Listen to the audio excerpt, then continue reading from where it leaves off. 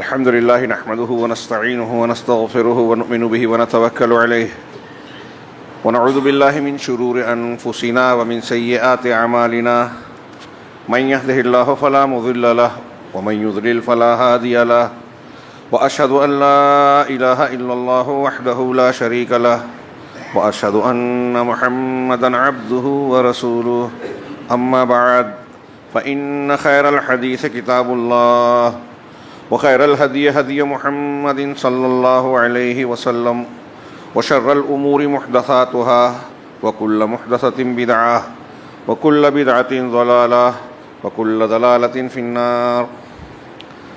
أعوذ بالله من الشيطان الرجيم. بسم الله الرحمن الرحيم.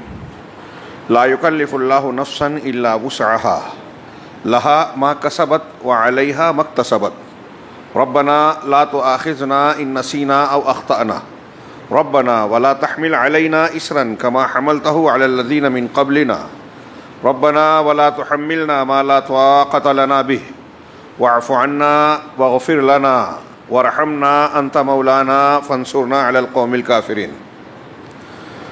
وعن أبي هريرة رضي الله تعالى عنه قال قال رسول الله صلى الله عليه وسلم إن الدين يسر ولن يشاد الدين أحد إلا غلبه فسددوا وقاربوا وأبشروا واستعينوا بالغدوة والروحة وشيء من الدلجة متفق علیہ.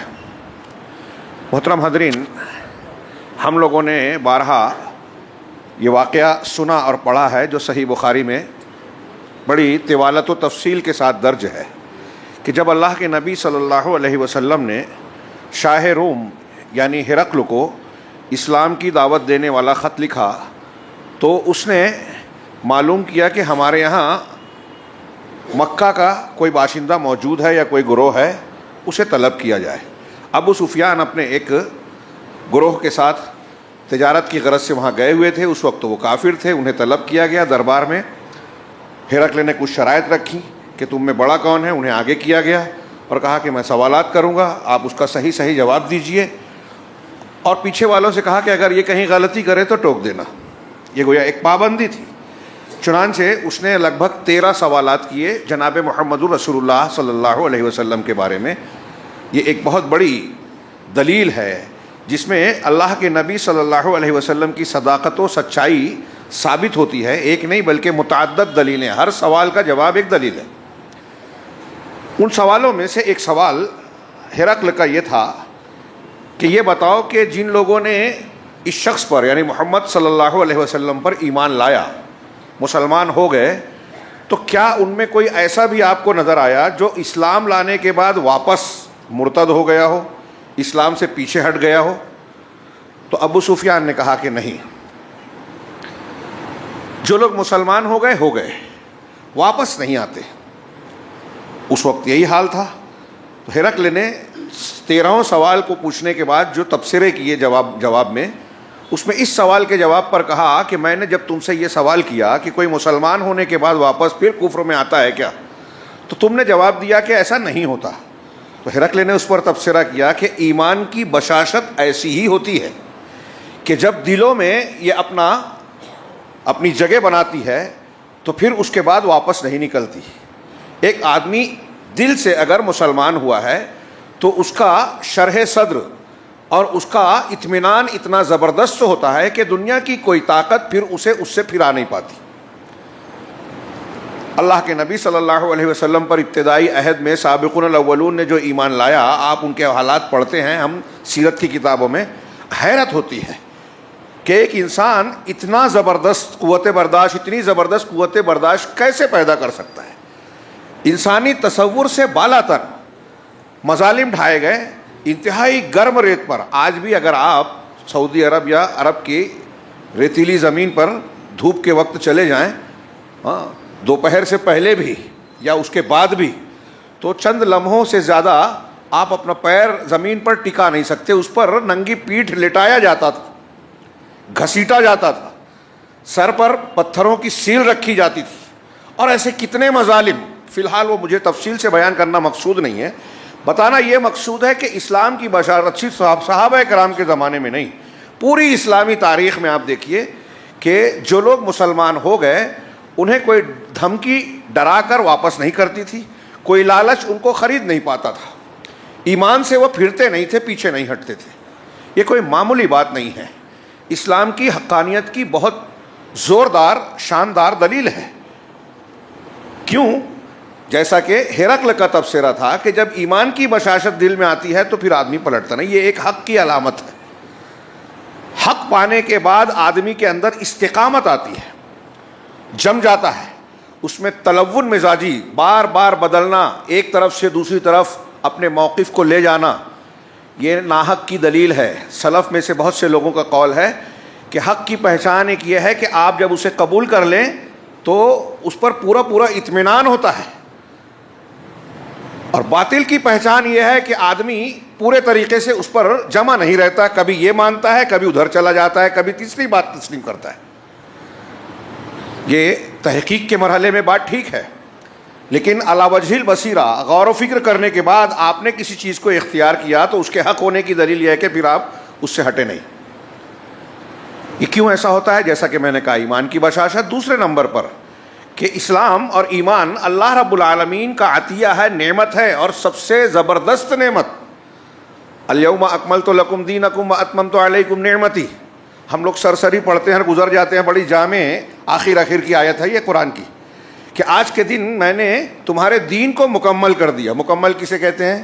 جس میں کمی بیشی کی گنجائش نہیں، پورا دین ہے یہ۔ ایک تو یہ مکمل ہے، یہ خود ایک اپنے آپ میں ایک بہت بڑی خوبی ہے اسلام کی۔ دوسرا، اللہ رب العالمین نے ورضیز کیا ہے، اتممت علیکم نعمتی، اور اپنی نعمت کو تم پر تمام کر دیا، پوری کر دیا۔ اللہ نے اسلام کو نعمت کہا، اور ایک جگہ نہیں کہا، قرآن میں کئی جگہ کہا۔ اور یہ نعمت، یہ احسان، سب سے بڑی نعمت، سب سے بڑا احسان ہے اللہ کا۔ اس سے بڑھ کر دنیا میں کوئی نعمت ہے ہی نہیں، کوئی کتنی بھی دولت، کتنی بھی کوئی چیز پالے ہوئے، اسلام سے بڑی نعمت نہیں ہے، اس سے زیادہ لذت والی کوئی چیز نہیں ہے۔ اللہ کے نبی صلی اللہ علیہ وسلم کا وہ ارشاد بھی اشارہ کروں، صحیح مسلم کی، ذاقا طعم الایمان، ایمان کی لذت اس نے پالی۔ ایمان کی بھی ایک لذت ہے، اور لذتیں زبان سے بیان نہیں ہوتی، محسوس کی جاتی ہے۔ جو چیز آپ نے کھائی ہے، لذت سے تعبیر کیا اللہ نے، ذائقے سے، اللہ کے رسول صلی اللہ علیہ وسلم نے، جو چیز کھائی پی جاتی ہے آپ اسے محسوس کرتے ہیں۔ کسی نہ کھائے ہوئے آدمی کو لاکھ سمجھائیں وہ اس کی لذت محسوس نہیں کر پائے گا۔ ایسے ہی ایمان کی ایک لذت ہے، اور یہ وہی جانے گا جو چکھ پائے گا۔ ایمان کی لذت کس نے پائی؟ من رضی باللہ ربا وبالاسلام دینا وبمحمد صلی اللہ علیہ وسلم رسولہ، جو اللہ کے رب ہونے پر راضی ہوا یعنی دل سے مطمئن ہے، خوش ہے، اوپر سے نہیں، منافقین کی طرح نہیں، دکھاوے والا معاملہ نہیں، جو اللہ کے رب ہونے پر راضی ہوا، اسلام کے دین ہونے پر راضی ہے کہ یہ مذہب اور دین کے اعتبار سے بالکل صحیح ہے، میں اس پر پورا مطمئن ہوں، پورا یہ چیز مجھے نہیں اچھی لگتی، اسلام کی تعلیم میں وہ چیز میرے لیے قابل قبول نہیں، اگر کوئی ایسا کرتا ہے تو بعض پر ایمان، بعض کا کفر ہے، وہ اسلام سے خارج ہو سکتا ہے۔ اللہ اور رسول اللہ صلی اللہ علیہ وسلم سے کوئی چیز ثابت ہو، غور سے یہ جملہ ذہن نشین کیجئے، اللہ اور رسول سے کوئی چیز ثابت ہو صلی اللہ علیہ وسلم، اور کسی انسان کو وہ چیز ناپسند ہو کہ میں اسے پسند نہیں کرتا، یہ اسلام سے خارج کر دینے والی بات ہے، لا الہ الا اللہ کو توڑ دینے والی چیز ہے۔ نواقض ایمان میں اہل علم نے دلائل سے اس کو بیان کیا ہے۔ تو اللہ اور رسول اللہ صلی اللہ علیہ وسلم دین کے اسلام کے دین ہونے پر جو راضی ہوا، اور محمد صلی اللہ علیہ وسلم کے رسول ہونے پر، یہ ایک حدیث جو ان تین چیزوں پر راضی ہوا وہ ایمان کی لذت پاتا ہے۔ اور ان تین چیزوں پر راضی ہونا آسان بات نہیں ہے، اس میں پورا دین سمٹا ہوا ہے، پوری کتاب ہے یہ کتاب۔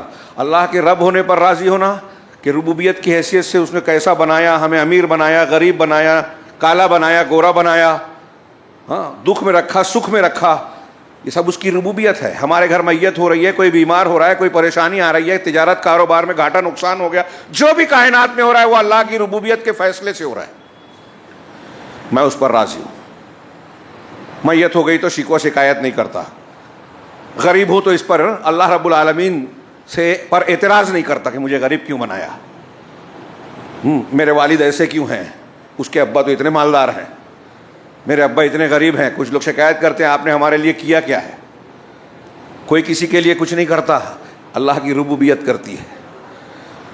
تفصیل کا فی الحال موضوع نہیں ہے. دوسرا والا حصہ میرے لیے موضوع ہے آج کا، کہ جو اسلام کے دین ہونے پر راضی ہوا، خوش ہوا، وہ ایمان کی لذت سے آشنا ہوگا. اسلام کے دین ہونے پر راضی ہونا آدمی کیسے ہوگا؟ جب اس کو سمجھے گا، اس کی بشاشت دل میں آئے گی، اور یہ یقین ہوگا، اور یہ یقین ہونا چاہیے کہ یہ جب اللہ رب العالمین کا حکیم و علیم ذات کا بنایا ہوا، اتارا ہوا دین ہے، تو اس سے اچھا کوئی دوسرا دین ہو ہی نہیں سکتا. اور اس کو چھوڑ کر کوئی دوسری چیز اختیار کرنا ایسے ہی ہے کہ ایک آدمی سونا چھوڑ کر پلاسٹک لے، بلکہ پلاسٹک سے بھی گئی گزری چیز جو نقصان دہ ہے. انتہائی بیوقوف ہے وہ آدمی جو اسلام کی تعلیم کو جانتے ہوئے ہوتے ہوئے کسی اور چیز کی طرف جائے. اور یہ صرف مسلمانوں کے لیے نہیں، ساری دنیا کے انسانوں کے لیے ہے.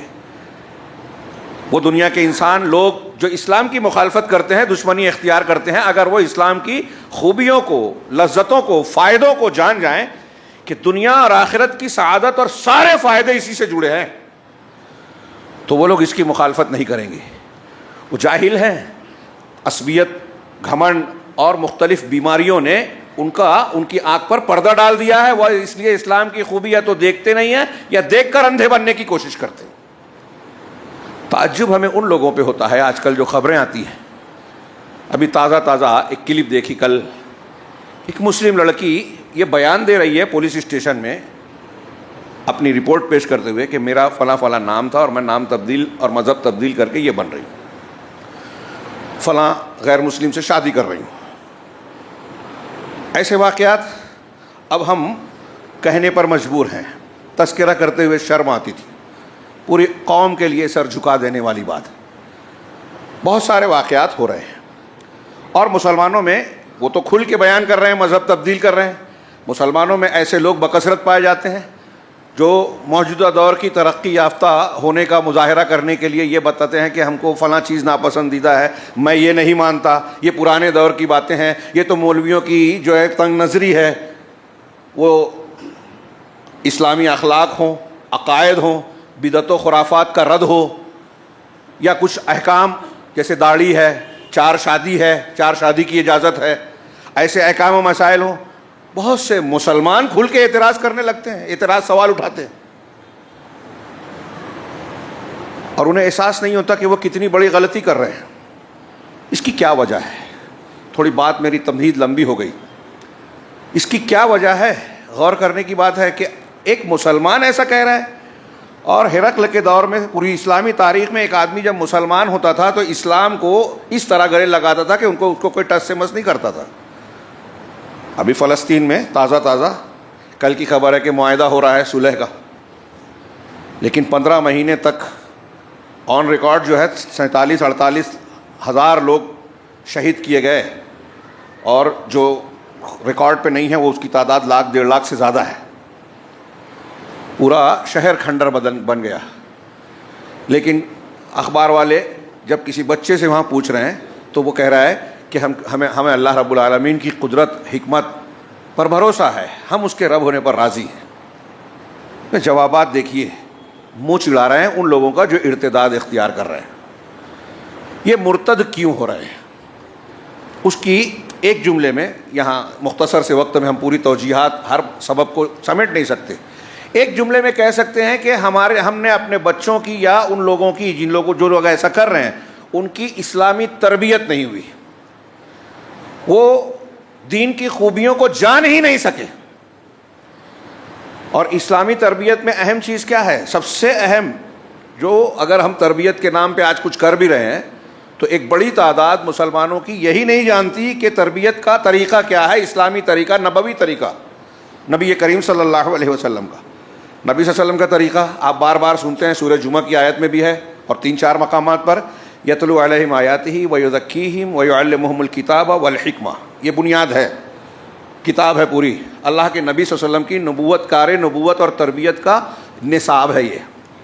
قرآن کی آیتوں کی تلاوت آیات. اب اللہ کے رسول جن لوگوں میں کرتے تھے وہ تلاوت سنتے ہی سمجھتے تھے کہ اس کا معنی مفہوم کیا ہے، اللہ رب العالمین اس میں ہمیں کیا کہہ رہا ہے، تو ہمیں وہ سمجھانا چاہیے تلاوت کے ساتھ. پھر وَيُزَكِّيهِمْ، ان کا تزکیہ اور صفائی کرتے تھے اللہ کے نبی صلی اللہ علیہ وسلم. تزکیہ دل کی صفائی، تربیت، اس میں سارا معنی آ گیا، تفصیلی معنی، شرک سے صفائی، بدعت سے صفائی، گناہ سے صفائی، لالچ، ہرس، تعصب، سارے دل کی گندگیوں اور بیماریوں سے صفائی۔ ان میں سب سے پہلے شرک کی صفائی اور توحید کا اثبات، اور الکتاب اور الحکمہ کی تعلیم دیتے، صرف پڑھ کر نہیں سناتے، تعلیم دیتے، سمجھاتے اور عملی نمونہ پیش کرتے۔ یہ اختصار کے ساتھ سب سے پہلے نبی کریم صلی اللہ علیہ وسلم توحید اور عقیدہ سکھاتے تھے۔ آپ تھوڑی دیر کے لیے اس نقطے پر غور کیجئے کہ حضرت سمیہ رضی اللہ تعالی عنہ ایک خاتون ہے، صنف نازک کہا جاتا ہے عورتوں کو، کمزور عورت۔ ابو جہل اور مکہ کے سرداران ان پر مظالم ڈھا رہے ہیں، ان کے شوہر پر، ان کے بیٹے حضرت عمار پر باندھ کر رکھا ہے، کوڑے مار رہے ہیں اور کہہ رہے ہیں کہ محمد صلی اللہ علیہ وسلم کے دین سے واپس پھر جاؤ، اپنے پرانے مذہب پر آ جاؤ، ورنہ تمہارا معاملہ ٹھیک نہیں ہوگا۔ اللہ کے نبی صلی اللہ علیہ وسلم اور مسلمان دیکھتے ہیں، گزرتے ہیں، لیکن مدد نہیں کر پاتے، بے بس محسوس کرتے، جیسے آج ہم کرتے تھے، اب کرتے ہیں اپنے آپ کو کئی معاملات میں۔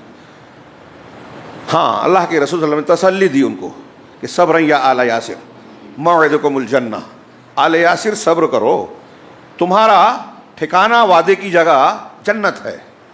اور جب ابو جہل نے آخر میں ان کو دھمکی دی تو سمیہ رضی اللہ تعالیٰ عنہ نے یہی جواب دیا کہ تجھ کو جو ظلم و ستم ڈھانا ہے ڈھالے، جو کر سکتا ہے کر لے، اللہ کے رسول صلی اللہ علیہ وسلم کی زبان سے ہمیں جنت کی بشارت مل چکی ہے، اس کے سامنے تیری دھمکیاں کوئی معنی نہیں رکھتی۔ اور پھر ہم جانتے ہیں کہ جسم کے بیچ میں شرمگاہ پر برچھا مار کے ان کو شہید کیا گیا۔ اسلام کی پہلی شہیدہ۔ میرا یہاں قابل غور پہلو یہ ہے، بتانا یہ چاہ رہا ہوں کہ حضرت سمیہ رضی اللہ تعالیٰ عنہ اس وقت کتنا اسلام جانتی تھی، اس وقت کتنا اسلام نازل ہوا تھا۔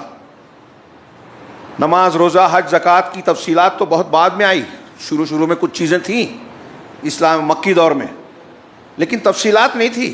معراج کے بعد نماز کی تفصیلات آئیں، 5 وقت اور پھر اس کی رکعات اور اس کے اوقات وغیرہ کی تعین۔ اس سے پہلے نماز تھی تو اجمالی طور پہ تھی، 2 یا 3 وقت کی۔ حضرت سمیہ رضی اللہ تعالیٰ عنہ کتنا دین جانتی تھی، اس کے باوجود ابو جہل کی دھمکیاں اور انتہائی سخت حالات ان کو تبدیل نہیں کر سکے۔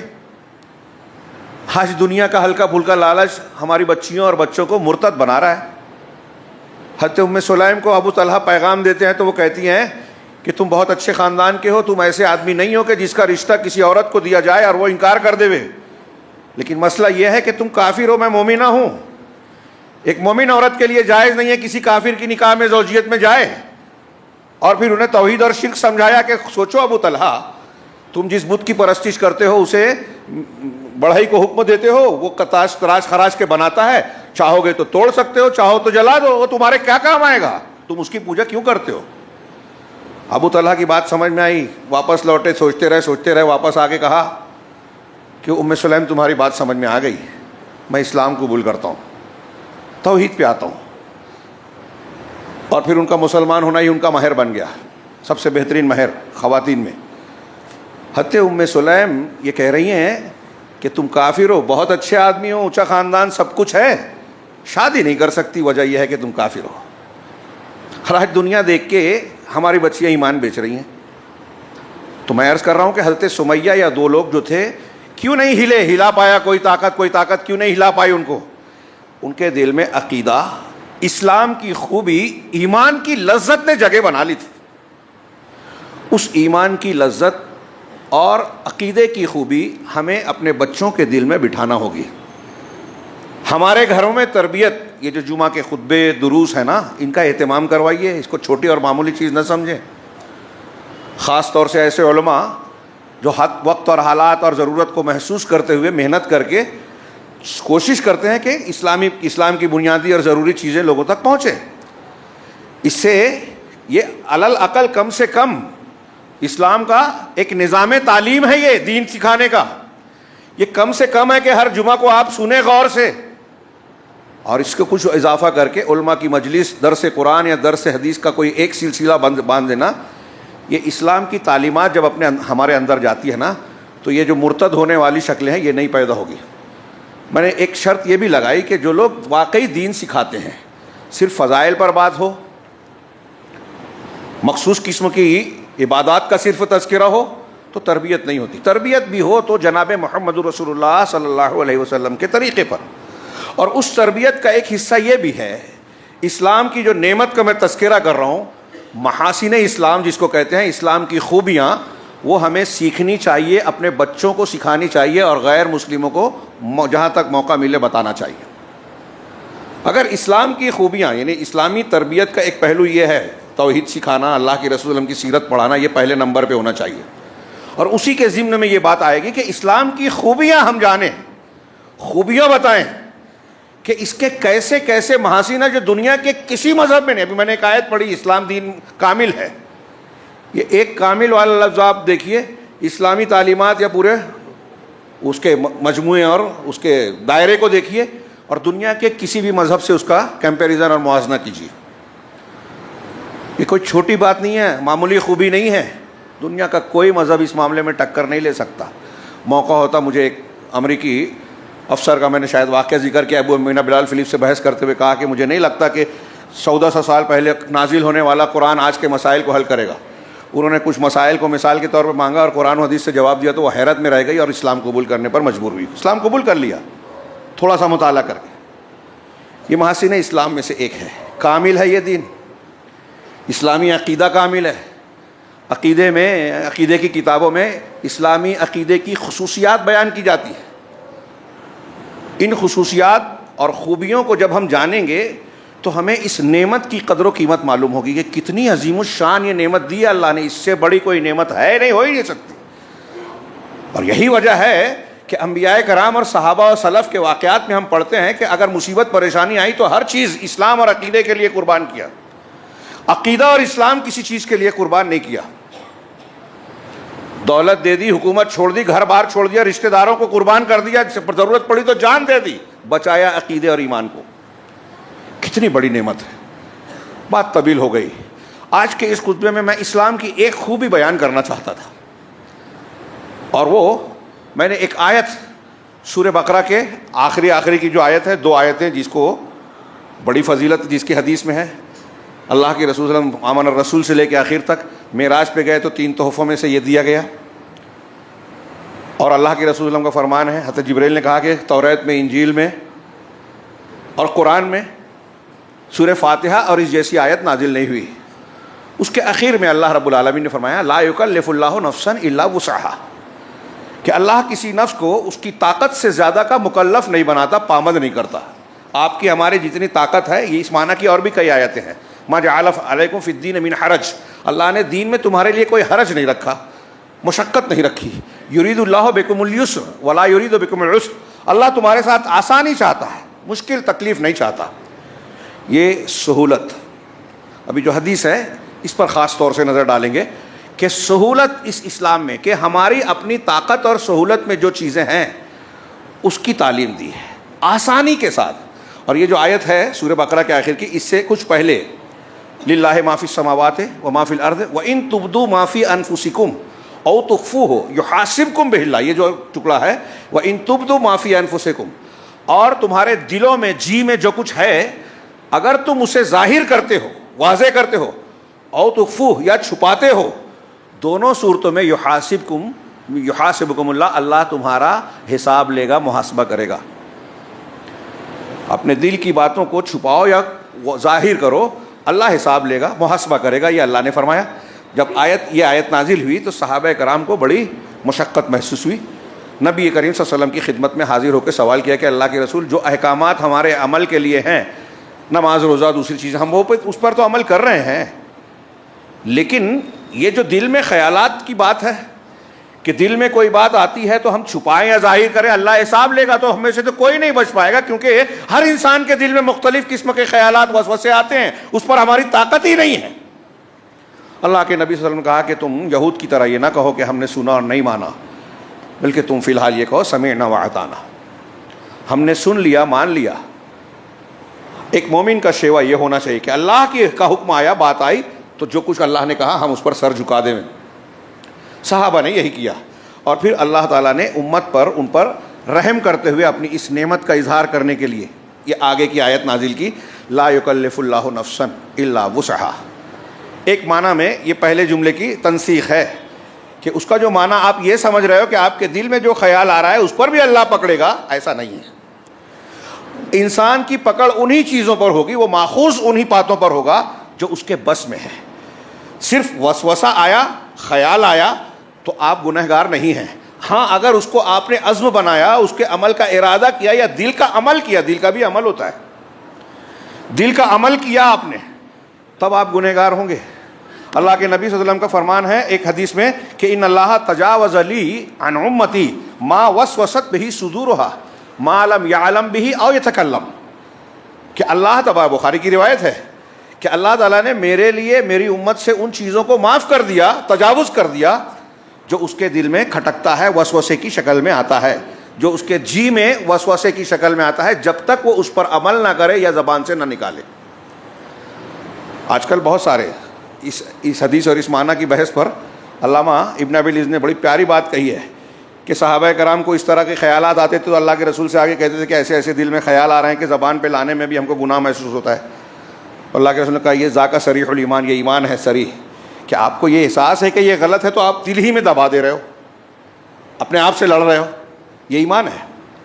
لیکن آج کل کچھ لوگوں کے دل میں اسلام شریعت پر کوئی اعتراض آتا ہے، کوئی وسوسہ آتا ہے تو وہ اس کو کاغذ پہ لکھتے ہیں، حدیثوں کا انکار کر دیتے ہیں، سوال اٹھاتے ہیں، تشکیک پیدا کرتے ہیں، مولویوں پر بھپتیاں کستے ہیں، قرآن و حدیث کی تعلیمات پر جو ہے سوال اٹھاتے ہیں اور اعتراضات کو بھر دیتے ہیں، یہ اور سمجھتے ہیں کہ ہمارے دماغ میں ایسی بات آئی جو کسی کے دماغ میں نہیں آئی۔ سب کے دماغ میں آتی ہے، ایمان والا دباتا ہے اسے، شیطان ڈالتا ہے یہ۔ تو اللہ نے اسے یہ کوئی چھوٹی بات نہیں ہے۔ اللہ نے فرمایا لا یکلف اللہ نفسا الا وسعہا، انسان اسی کا مکلف ہے، کسی نفس اور جان پر ہم نے اتنا ہی پابندی لگائی ہے جتنی اس کی طاقت ہے۔ لہا ما کسبت، اب جو اپنی طاقت کے مطابق نیکیاں کرتا ہے تو اس کا بدلہ اسے ملے گا، وعلیہا ما اکتسبت، اور جو غلطیاں گناہ کرتا ہے، کماتا ہے، اس کا بدلہ ملے گا، سزا ملے گی۔ لہا ما کسبت وعلیہا ما اکتسبت۔ اس کے بعد اللہ تبارک و تعالیٰ نے آیت میں مسلمانوں کو، ہم کو، آپ کو ایک دعا سکھائی، بہت ہی جامع دعا، اور مسلم شریف کی حدیث میں کہ جب بندہ پڑھتا ہے اخلاص کے ساتھ یہ، تو اللہ تعالیٰ ہر دعا پر کہتا ہے کہ میں نے قبول کیا، ہاں میں نے قبول کیا۔ ربنا لا تؤاخذنا ان نسینا او اخطانا، پروردگار ہمارا مواخذہ اور پکڑ مت کر اگر ہم سے بھول چوک ہو جائے، خطا سرزد ہو جائے۔ ربنا ولا تحمل علینا اسرا کما حملتہ علی الذین من قبلنا، پروردگار ہم پر تو ایسا بوجھ نہ ڈال جو ہم سے پہلے لوگوں پر ڈالا تھا، کہ ان کی شریعتوں میں کچھ ایسے احکامات تھے جو بڑے مشکل ہوتے تھے، مسجد میں ہی نماز پڑھنی ہے، طہارت کے کچھ سخت احکامات تھے، حلال حرام میں کچھ چیزیں ان پر پابندیاں لگا دی گئی تھی ان کے اعمال کے نتیجے میں، تو ایسا کوئی بوجھ ہم پر نہ ڈال۔ ربنا لا تحمل علینا اسرا کما حملتہ علی الذین من قبلنا ربنا ولا تحملنا ما لا طاقۃ لنا بہ، اور پروردگار ہمیں اس بات کو ہم پر نہ لاد، وہ بوجھ ہم پر نہ ڈال جس کی ہم کو طاقت نہیں ہے، جس کی ہم طاقت نہیں رکھتے۔ ولا تحملنا ما لا طاقۃ لنا بہ واعف عنا، اور جو غلطی ہو گئی ہے معاف کر دے، وارحمنا، رحم فرما ہم پر، واغفر لنا، ہمیں بخش دے جو غلطیاں ہو گئی ہیں، معافی بھی ہے، واعف عنا واغفر لنا وارحمنا انت مولانا، تو ہی ہمارا آقا ہے، کارساز ہے، فانصرنا علی القوم الکافرین، لہذا کافر لوگوں کے خلاف تو ہماری مدد فرما۔ آیت کی تفسیر کے مختلف گوشے ہیں اور ہو سکتے ہیں۔ اس پوری آیتوں میں اللہ تعالیٰ نے شروع میں آمن الرسول سے جو ہے ایمانیات کا، اسلام کی بنیادوں کا ذکر کیا، پھر شریعت کی تخفیف اور حکمتوں کا اور اپنی رحمت کا ذکر کیا، اور ایک انتہائی جامع دعا سکھائی کہ آپ اپنی طاقت کے مطابق اللہ تعالیٰ سے مانگیں اور جو غلطیاں ہو گئی اس کی معافی طلب کریں۔ اس کو اختیار کر لے کوئی بندہ تو پوری دنیا اور آخرت کی کامیابی مل گئی، سمٹ گئی۔ اسی لیے ان آیتوں کی اتنی فضیلت ہے۔ اس میں جو میں عرض کرنا چاہتا ہوں کہ اللہ تعالیٰ سے اللہ نے خود دعا سکھائی کہ پہلوں کی طرح بوجھ نہ دے، اور ہماری جو طاقت ہے اس سے بڑھ کر ہم پر بوجھ نہ لاد۔ چنانچہ یہ جو دو آیتیں وسوسے کی معافی کے ساتھ ساتھ، یہ ایک حدیث میں نے پڑھی آپ کے سامنے، متفق علیہ۔ حضرت ابو ہریرہ کہتے ہیں کہ اللہ کے نبی صلی اللہ علیہ وسلم نے فرمایا کہ ان ھذا الدین یسر، یقیناً یہ دین آسان ہے، جتنا بولیں کم ہے، اس پر پورا کم سے کم 1 گھنٹہ بھی بولیں تب بھی ادھورا ہی رہے گا معاملہ۔ یہ اسلام کی ایک اصل بنیاد اور بہت اہم نعمت ہے کہ دین جو ہمیں ملا ہے وہ بہت ہی آسان ہے. آپ دوسرے ادیان کو دیکھیے، وہاں کی عبادتیں کیسی پرمشقت ہیں، روزے کیسے عجیب و غریب ہیں. کہیں کچھ لوگ سب کھاتے ہیں، کہیں ایسا ہے کہ کئی دن کا، ہفتوں کا روزہ ہوتا ہے. ان کے حج یاترائیں کیسی ہیں، ان کی دیگر عبادات کیسی ہیں. گناہ ہو گئے تو کفارے اور پراشچت کے لیے کیا کچھ کرتے ہیں. کوئی لوٹ کر جا رہا ہے، کوئی پیدل چل کے کہیں جا رہا ہے، ہاں اس شہر سے اس شہر میں جا رہا ہے پیدل چل کے مندر میں اور فلاں جگہ. کوئی بلی دے رہا ہے، گردن کاٹ رہا ہے اپنے بچوں کی، دوسروں کی. ایسی اور بھی بہت ساری چیزیں، عجیب و غریب معاملہ. یہ دین آسان ہے. اب یہ جو آسانی کا لفظ اللہ نے کہا، رسول اللہ صلی اللہ علیہ وسلم نے فرمایا، اس کے مختلف پہلو اور مختلف گوشے ہیں کہ ہر اعتبار سے انسان کے یہ اپنے عقیدے میں آسان ہے. اس کا اسلامی عقیدہ انتہائی صاف ستھرا، بالکل واضح ہے. دنیا میں کوئی مذہب نہیں ملے گا. عقیدے میں غلطیاں ہیں، الجھنیں ہیں، پیچ ہے. آپ دسیوں عیسائیوں کا جو اسلام قبول کرنے والے ہیں ان کا آپ انٹرویو پڑھیے. میں نے کہیں پڑھا، کیا نام ہے وہ جو مائیکل ہارٹ کیا نام تھا جو پاپ سنگر تھا برطانیہ کا، اس نے بھی کہا کہ میں توریت پڑھتا تھا، بائبل پڑھتا تھا، لیکن تثلیث پر، تین خدا والا تصور اور عقیدہ جو ان کے یہاں ہے تثلیث والا، کہا اس پر دل مطمئن نہیں ہوتا تھا. بہت سے سوالات اٹھتے تھے. پادریوں سے، مختلف لوگوں سے پوچھتا تھا، اطمینان بخش جواب نہیں ملتا. اور یہ کوئی ان کا ایک کا جملہ نہیں ہے، ایسے بہت سے لوگوں کا ہے. جتنے مشرکین ہیں، شرک کرنے والے، مسلمان کہلانے والے مشرک بھی جو ہیں، ان کے دل میں سوال کا اٹھنا فطری اور یقینی بات ہے، کیونکہ توحید فطرت میں ہے. اور جب توحید پر ضرب پڑتی ہے تو انسان کے دل میں سوالات اٹھتے ضرور ہیں. ابھی الگ بات ہے کہ ماحول کو دیکھ کر یا کچھ حالات کو دیکھ کر آدمی سوالوں کو دبا دے کہ ماں باپ اور اتنے لوگ کر رہے ہیں تو میں بھی مان لوں. یہ اس کا مقابرہ ہے، غلطی ہے، ہٹ دھرمی ہے. جو فطری سوال اٹھ رہے ہیں اس کا جواب اگر وہ تلاش کرنے جائے گا تو بہت آسانی سے پتہ چل جائے گا کہ صحیح عقیدہ کیا ہے. توحید کی دلیلیں ہر طرف ہے، شرک کی کوئی دلیل نہیں ہے. اور میں اکثر بچوں سے کہتا ہوں کلاس میں، شرک کے ناحق ہونے کی دلیل ایک یہ بھی ہے کہ اس کے حق ہونے کی کوئی دلیل نہیں ہے. ما انزل اللہ بہا من سلطان. خیر، تو اس کے عقیدے صاف شفاف. کسی موقع پر اس پر تفصیل سے گفتگو کریں گے کہ اسلامی عقیدے کی کیا خوبیاں ہیں. بہت صاف اور آسان ہیں. آپ زبان سے کہیے کلمہ شہادت، دل سے یقین کیجئے، عمل سے اس کے تقاضوں کو پورا کیجئے. پورا کرنا ہے، یہ آپ کا یقین ہو گیا، عزم ہو گیا، آپ کا عقیدہ ٹھیک ٹھاک ہے. اور اسی کی بنیاد پر جب اعمال کرنے جا رہے ہیں تو فرائض اسلام کو دیکھیے، فضائل اعمال کو دیکھیے. ذکر، امام شافعی رحمہ اللہ کہتے ہیں کہ انسان کے لیے اسلام نے ایک یہ جو حربہ اور طریقہ کہ اللہ کا ذکر آپ زبان سے کرتے ہیں، چلتے پھرتے، اٹھتے بیٹھتے. آپ ڈرائیور ہے تو گاڑی چلاتے ہوئے اللہ کا ذکر کر سکتے ہیں. گھر میں کوئی کام کر رہے ہیں، خواتین ہیں کھانا پکا رہی ہیں، ہاں روٹی بنا رہی ہیں، آپ کوئی کام میں مشغول ہیں جس میں دماغی کام نہیں ہو رہا ہے تو آپ اپنا کام کرتے کرتے اللہ کا ذکر کر سکتے ہیں. ہمارے یہاں لوگ گانے بجانے سنتے ہیں، ہنسی مذاق گپ شپ کرتے ہیں، ٹائم پاس. صحابہ کرام قرآن کی تلاوت کرتے تھے راستہ چلتے ہوئے، ذکر و اذکار کرتے تھے. امام شافعی کہتے ہیں کہ اس سے زیادہ فضیلت والا اور اس سے زیادہ آسان کوئی کام ہے ہی نہیں. کہ آپ کو صرف زبان ہلانی ہے دل کے ارادے اور نیت کے ساتھ، سبحان اللہ، الحمدللہ، اللہ اکبر، لا الہ الا اللہ، لا حول ولا قوت. کتنا وقت لگا؟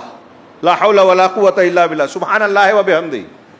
ان کی فضیلتیں پڑھیے، لیکن فضیلتیں اس کے معنی اور مفہوم کو سمجھنے اور اس کے تقاضے پر پورا اترنے کے بعد ہے. ورنہ ہم دیکھ رہے ہیں کہ ایک آدمی لاکھ مرتبہ لا الہ الا اللہ پڑھتا ہے اور شرک کر رہا ہے، اس کا لا الہ الا اللہ کہنے کا کوئی مطلب ہی نہیں ہے، کوئی فائدہ نہیں ہے. آیت الکرسی پڑھ رہا ہے کہ سب سے عظیم آیت ہے قرآن کی، لیکن اس کا معنی مفہوم پتہ ہی نہیں ہے. جو آیت الکرسی کا مضمون ہے اس کی مخالفت کر رہا ہے. تو اسلامی عقیدہ، اسلامی اخلاق و آداب، اسلامی احکامات انتہائی زبردست. ایک تو آسان ہے، دوسرے ان کے اندر اعتدال ہے، تیسرے وہ ہر اعتبار سے بندوں کے لیے، سماج و معاشرے کے لیے فائدہ مند ہے. یہ میں نے 3 جملہ کہا، 3 الگ الگ عنوان ہے. یہ ہمارے لیے آسان ہے، کرنے میں سہولت ہے، میسر ہے، اس میں کوئی دقت پریشانی نہیں ہے. اور پھر اسی سے اسلام کا وہ قاعدہ نکلا جو میں نے ابھی لا یکلف اللہ نفسا الا یرید اللہ بکم الیسر والی آیتیں پڑھ کر سنائی، اسی میں اللہ کے رسول کا ایک جگہ فرمان ہے کہ فاتوا ما امرتکم بما استطعتم، کہ جب اذا امرتکم بامر فاتوا منہ ما استطعتم، جب کوئی حکم میں تمہیں دوں تو جتنی تمہاری طاقت ہے اتنا تمہیں کرنا ہے، جتنی طاقت ہے اتنا. کتنی بڑی، غور کیجئے اس پر. آپ کی ہماری جتنی طاقت ہے ہم کو اتنا ہی کرنا ہے. فرائض اسلام میں دیکھیے اس کی خوبیاں. نماز، ہفتوں گزر جائیں گے، نماز کے ایک ایک رکن اور اس کی تفصیلات کتنی آسان ہے، کتنی جامع عبادت ہے. آپ نماز جیسی عبادت کہیں اور نہیں پائیں کسی اور مذہب میں. اس کے کتنے فائدے ہیں. مسجد میں اجتماعیت کا حکم دیا گیا، ایک نظام بنایا گیا، اس میں کتنے فائدے ہیں. اور کوئی کام جب سب لوگ کرتے ہیں تو کرنا آسان ہو جاتا ہے. میں اکیلا کوئی کام کروں تو کروں گا نہیں کروں گا. رمضان المبارک میں ہمارے یہاں ماحول ہوتا ہے، مسلم اکثریت میں جب وہ لوگ روزہ رکھتے ہیں تو بچے بوڑھے سب روزہ رکھ لیتے ہیں. آپ غیر مسلموں کے ماحول میں رکھیں تو دیکھیں بہت سارے جوان نہیں رکھتے، مزاج مائل نہیں ہوتا، ماحول نہیں بنتا. تو اجتماعیت کا حکم دیا. اب آپ قیام میں، رکوع میں، سجدے میں جو حرکتیں کرتے ہیں اس کے فائدے جسمانی اعتبار سے، پھر جو کلمات ادا کرتے ہیں، قرآن کی تلاوت کرتے ہیں، سورہ فاتحہ پڑھ رہے ہیں، رکوع سجدے میں تسبیحات اللہ کی بیان کر رہے ہیں، بڑائیاں بیان کر رہے ہیں، اس کا فائدہ آپ کی زبان سے بھی ہو رہا ہے، دل سے بھی ہو رہا ہے. آپ کے دل کی صفائی ہو رہی ہے، آپ اللہ سے جڑ رہے ہیں، اللہ سے سرگوشی کر رہے ہیں. جب آپ دعا مانگتے ہیں تو عاجزی کا مظاہرہ کرتے ہیں نماز کے اندر، تشہد میں، آخر میں، سجدوں میں دعا پڑھنا فضیلت والی بات ہے. تو اللہ کے سامنے آپ جھک رہے ہیں، اپنی بندگی اور عاجزی کا مظاہرہ کر رہے ہیں، رب کو رب مان رہے ہیں. یہ اللہ سے آپ کا رشتہ ہر بار مضبوط ہو رہا ہے. اور جب آپ اللہ سے قریب ہوتے ہیں شیطان سے دور ہوں گے، گناہوں سے دور ہوں گے، معصیت سے دور ہوں گے. اسی لیے کہا گیا کہ نماز ان الصلاۃ تنہی عن الفحشاء والمنکر، بے حیائیوں اور منکرات سے روکتی ہے. اخلاص والی نماز ہوگی، ضرور روکے گی. لیکن ہم لوگوں کی عادت ہے موبائل دیکھنا، گناہ کرنا، موسیقی سننا، تو نماز میں مزہ ہی نہیں آتا کیونکہ دل سے پڑھتے ہی نہیں ہیں. دل ادھر لگا رہتا ہے، اس میں مزہ آتا ہے اسپورٹس دیکھنے میں، گیم دیکھنے میں، گپ شپ میں. صحیح نماز پڑھ کے دیکھیے. اللہ کے نبی صلی اللہ علیہ وسلم نے فرمایا کہ میری آنکھوں کی ٹھنڈک نماز میں ہے. جب آپ سچی نماز پڑھیں گے تو آنکھوں کی ٹھنڈک ملے گی. اس میں سہولت ہے، آسانی ہے، خشوع خضوع، پوری نماز اس میں گزرتی ہے. روزے میں، روزہ فرض ہے ان لوگوں پہ نہیں جن کی طاقت نہیں ہے، مالداروں پر ہے. ایک خاص نصاب تک، مالدار میں بھی خاص نصاب پر جائے گا تب اور پھر خاص مدت گزرنے پر، سال گزرنے پر فرض ہوگی. اور پھر بہت معمولی رقم 2.5%. آج ہندوستانی گورنمنٹ جی ایس ٹی اور فلاں ٹیکس ملا کر کہتے ہیں کہ تقریباً 50% آپ کی آمدنی پر، 1 روپیہ آپ کماتے ہیں تو تقریباً 50 پیسہ، کچھ لوگ کہتے ہیں اس سے زیادہ ٹیکس دے رہے ہیں. اسلام نے زکوٰۃ کے طور پر جو ایک دین کا فریضہ ہے، اس میں نیت اللہ تبارک و تعالیٰ کی خوشنودی ہوگی. مالدار پر فرض ہے، 2.5% فرض ہے، خاص نصاب پر فرض ہے، خاص مدت میں فرض ہے. کتنی سہولت دی. طاقت نہیں ہے، فرض نہیں ہے. اور بھی کئی سہولیات ہیں. روزہ بیمار اور مسافر کے لیے چھوٹ، طاقت رکھنے والے کے لیے ہے. بہت بوڑھا ہو گیا، ٹھیک نہیں ہو سکتا، فدیہ دے دے. اور روزہ بالکل فطری ہے. سائنس اور میڈیکل سائنس کی موجودہ تحقیقات بتا رہے ہیں کہ روزہ اتنی مدت سے اتنی مدت تک روزہ رکھنا، وہ بھوکا پیاسا رہنا کہتے ہیں، ہم اس کو عبادت مانتے ہیں. اس میں بہت سارے فائدے ہیں. کینسر کا علاج ہے. اگر ایک آدمی 21 دن تک، جاپان کے جن کو ابھی انعام دیا گیا غالباً نوبل میڈیکل والا کچھ 2-3 سال پہلے، کہا کہ کم سے کم 8 سے 9 گھنٹہ 21 دن اگر ایک آدمی بھوکا رہے تو اس کا کینسر ٹھیک ہو سکتا ہے. اس کی توجہ کی فی الحال اس کا موقع نہیں ہے، وہ ہمارا ٹاپک بھی نہیں ہے. روزہ، حج زندگی میں ایک ہی مرتبہ کرنا ہے، مستطیع پر کرنا ہے. اس میں دنیا کی سہولیات ہیں، اس کے فائدے ہیں، دنیا کے آخرت کے، اس میں بہت سارے منافع ہیں. ذکر کے بارے میں نے ابھی بیان کیا. اللہ کے نبی صلی اللہ علیہ وسلم کے اخلاق اور تعلیم کو دیکھیے، سیرت کو دیکھیے، جو دین کا، قرآن کا پوری تفسیر اور بیان ہے. اللہ کے نبی صلی اللہ علیہ وسلم کے اخلاق کو اگر آپ دیکھیں گے اور آپ کی شخصیت کو، تو معلوم ہوگا کہ اس کی پیروی کرنا بہت آسان ہے. جو ہماری طاقت کے بارے میں، اس میں بھی ایک سہولت یہ ملتی ہے کہ آپ جو کام نماز پڑھنے کا حکم ہے، آسان ہے، کھڑے نہیں رہ سکتے، بیٹھنے کی چھوٹ ہے، بیٹھ نہیں سکتے لیٹ کر پڑھ سکتے ہیں، اشارے سے پڑھ سکتے ہیں، غسل کرنا ہے، وضو کرنا ہے، اس کی طاقت نہیں ہے، پانی کا استعمال نہیں کر سکتے یا پانی دستیاب نہیں ہے، قلت ہے، تو تیمم کر سکتے ہو.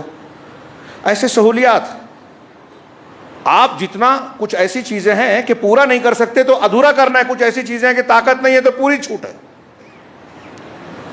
نبی کریم صلی اللہ علیہ وسلم کے اخلاق کو دیکھیے تو اب اس میں ایک اور پہلو نظر آئے گا کہ ایک طرف تو سارے کام آسان ہیں، کر سکتے ہیں دوسرے مذاہب کے مقابلے میں، اب جو نہ کرنا چاہے سست ہو تو الگ بات ہے، جو خشوع خضوع والا ہوگا اس کے لیے یہ ساری چیزیں آسان ہیں. وَإِنَّهَا لَكَبِيرَةٌ إِلَّا عَلَى الْخَاشِعِينَ وَاسْتَعِينُوا بِالصَّبْرِ وَالصَّلَاةِ ہے نا، نماز اور صبر اور نماز سے مدد حاصل کرو، یہ بہت بڑی چیز ہے سوائے ان لوگوں پر جو کہ خشوع والے ہیں. خشوع ہوگا تو یہ آسان ہو جائے گی. تو اللہ کے نبی صلی اللہ علیہ وسلم کی سیرت کو جب ہم دیکھیں گے تو اس سیرت میں، اس تناظر میں ہمیں یہ نظر آئے گا کہ ہمیں ہر چیز کا حق آسانی سے ادا کر سکتے ہیں. اللہ کا حق، رسول کا حق، اپنے نفس کا، اپنی ذات کا حق، بیوی بچوں کا حق، رشتہ داروں کا حق، پڑوسیوں کا حق، دوست احباب کا حق، جس کا ہم سے جو تعلق بنتا ہے اس حق کو ہم آسانی سے ادا کر سکتے ہیں. اب یہاں جو میں آج کے موضوع پر، ایک تو ارتداد والا اور دوسرا تناظر کے ماہ رجب چل رہا ہے، ہر مہینے کی ہمارے یہاں خاص بدعت ہیں. نبی کریم صلی اللہ علیہ وسلم کا دین کامل بھی ہے، آسان بھی ہے، مکمل بھی ہے. اب جو لوگ بدعات اور نئی نئی چیزیں اختیار کرتے ہیں انہیں ایسا لگتا ہے، وہ اپنے عمل سے یہ کہتے ہیں کہ اللہ کے رسول صلی اللہ علیہ وسلم کے دین میں کچھ کمی تھی، آپ پورا کر رہے ہیں. یہ غلو ہے، افراط و تفریط ہے. جو عبادتیں ثابت ہیں، جو حقوق موجود ہیں، متعین ہیں، نبی کریم صلی اللہ علیہ وسلم کی سیرت کاملہ جامعہ میں جو چیزیں موجود ہیں، اگر ہم اور آپ اسے ہی ادا کرنا چاہیں تو ہمیں بدعتوں کے لیے فرصت ہی نہیں ملے گی، ضرورت ہی نہیں ہے بدعت کی. لیکن مسلمانوں نے، یہ شیطان کا وسوسہ تھا، گمراہیاں تھیں کہ بہت ساری دین میں نئی نئی چیزیں پیدا کر لی، گویا قرآن و حدیث پر استدراک کر رہے ہیں، اس میں کمی تھی یہ اس کو پورا کر رہے ہیں. انا للہ، کامل نہیں مانتے وہ لوگ دین کو. یہ جو مہینہ چل رہا ہے رجب کا، اس میں کوئی خاص نماز نہیں ثابت ہے، خاص روزہ نہیں ثابت ہے. تو 15 ابھی آئے گی، 27 رجب، 22 رجب کا کونڈا، سب لوگوں نے، بدعتیوں نے، روافض اور اسلام دشمنوں نے گڑھ کر مسلمانوں میں مشہور کیا ہے. امیر معاویہ کی وفات کے دن جو ہے وہ امام جعفر کا کونڈا کا دن مناتے ہیں خوشی کے لیے رافضی لوگوں نے. 27 رجب معراج کی رات کہی جاتی ہے، ایک قول ہے لیکن ثابت نہیں ہے کہ اسی رات میں، اسی مہینے میں معراج ہوئی ہے. وہ اس موقع پر یہاں میں نے اس تناظر میں ذکر کیا کہ اللہ کے نبی صلی اللہ علیہ وسلم کا لایا ہوا دین مکمل بھی ہے، آسان کے ساتھ ساتھ مکمل بھی ہے. اس میں افراط و تفریط کرنے کی ضرورت نہیں ہے. جو لوگ غلو کریں گے، اسی حدیث میں جو میں نے پڑھا، جو شدت اور غلو کریں گے، حد سے تجاوز کریں گے، وہ مغلوب ہو جائیں گے، وہ نقصان اٹھانے والے ہوں گے، کیونکہ میانہ روی سے ہٹ گئے اور وہ منزل پر نہیں پہنچ پائیں گے. منزل سے مراد جنت.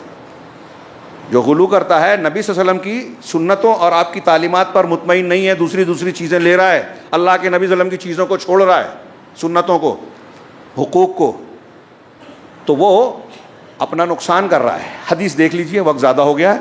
اللہ کے رسول نے فرمایا کہ ان الدین یسر، یقیناً یہ دین آسان ہے، عقیدے میں، اخلاق میں، عبادات میں، معاملات اور احکامات میں.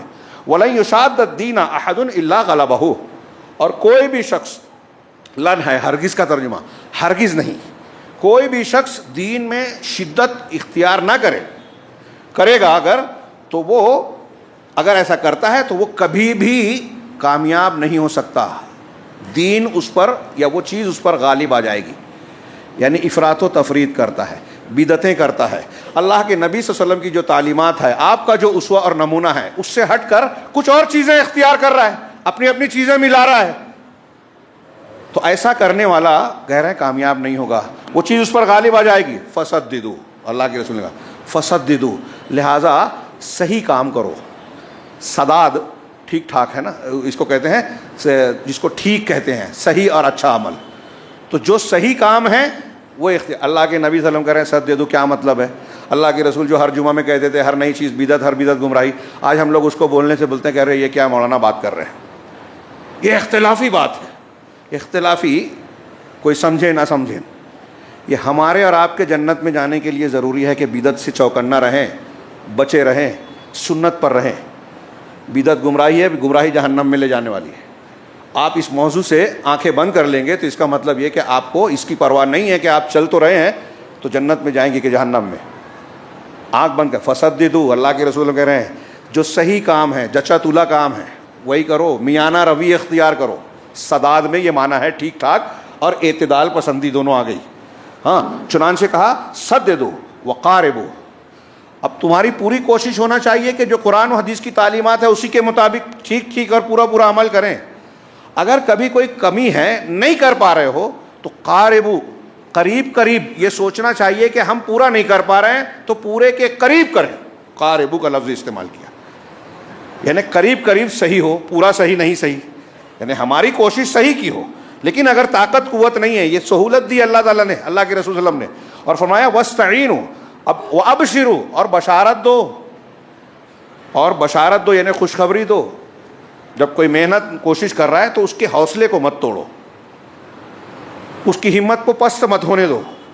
جب آپ کسی کو بشارت دیتے ہیں، جیسے ہمارے ہاں بچوں کو تعلیم میں کہا ہے کہ بھائی وہ اچھا کام کرتے ہیں، محنت کرتے ہیں، تو شاباشی دی جائے، حوصلہ افزائی کی جائے۔ کیوں؟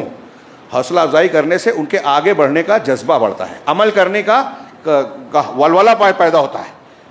تو جب بشارت اس طرح سے دی جائے گی تو مسلمانوں میں عمل کا جذبہ ابھرے گا۔ اللہ کے رسول کہہ رہے ہیں کہ لوگوں کو دعوت دو، تربیت کرو، تو ابشرو، خوشخبریاں دو۔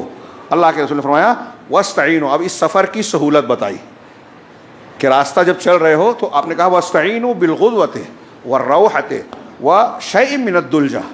شیخ عبد الرحمن بن ناصر نے اس کی تفسیر کرتے ہوئے کہا کہ یہ جو روحہ اور غدوہ ہے، غدوہ صبح کے وقت کا چلنا، ٹھنڈا ٹائم ہوتا ہے مسافرین کے لیے، سفر کرنے کے لیے یہ اچھا وقت پہلے بھی ہوتا تھا، آج بھی ہوتا ہے، ہاں، اور شام کے وقت جب تھوڑا ٹھنڈا ہو جائے وقت، اور رات کا کچھ حصہ وشیء من الدلجہ۔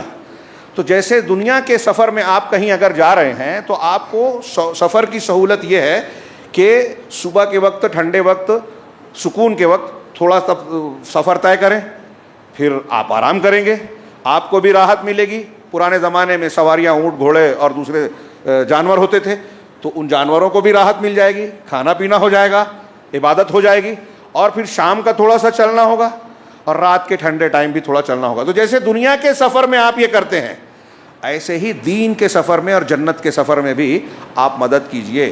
تو مشکلات، لمبی لمبی مسافت، جنت جو بہت مہنگی ہے، جنت جو مکروہات سے گھری ہوئی ہے، جنت جو ایک طریقے سے دور ہے، اس کو قریب کرنے کا یہ نسخہ اللہ کے رسول نے بتایا کہ آپ حوصلہ رکھتے ہوئے اپنے روزمرہ کے معمول میں صبح کے وقت، شام کے وقت اور رات کا کچھ حصہ دین کے لیے خاص کرو، اللہ کی عبادت، اللہ سے تعلق کے لیے خاص کرو، دین کو سیکھنے کے لیے خاص کرو، تو جنت کا سفر آپ کے لیے آسان ہوگا۔ اس حدیث میں اور جو کچھ میں نے بیان کیا، یہ سورہ بقرہ کی آخری آیت کے آخری حصے کے تناظر میں ہمیں کئی اصول ملتے ہیں جو اسلام کی خوبیاں بیان کرنے والے ہیں۔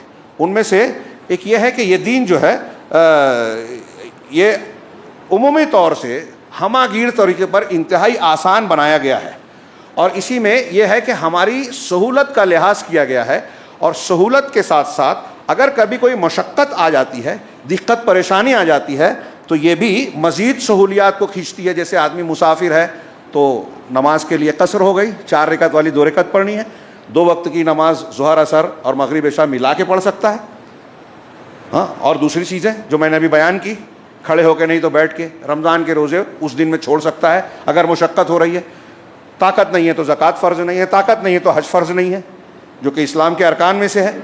تو یہ پہلے ہی سے سہولت ہے، اور ساتھ ہی ساتھ اس میں مشقت آ جانے پر مزید سہولت دی جاتی ہے۔